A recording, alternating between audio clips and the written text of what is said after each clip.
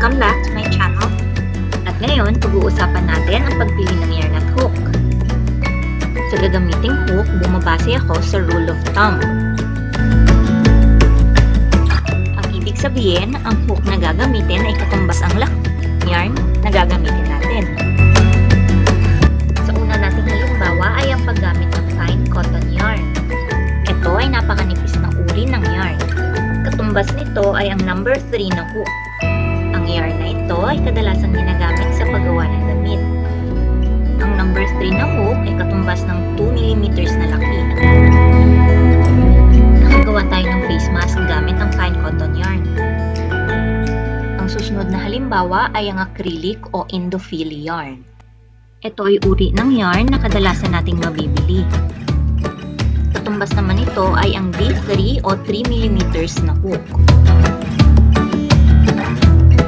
Sila kadalasan nating ginagamit sa mga project.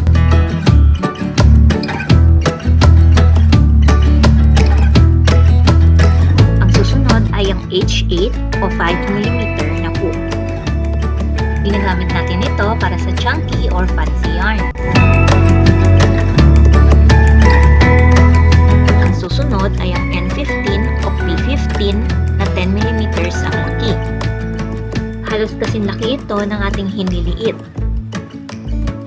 Ginagamit ito sa mga t-shirt yarns. At makagawa na tayo ng bag gamit ito. Ito naman ang hooks na kadalasan natin bibili sa palengke.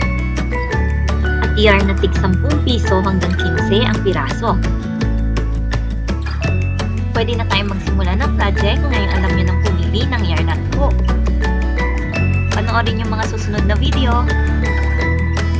At huwag kalimutan mag-like. Salamat!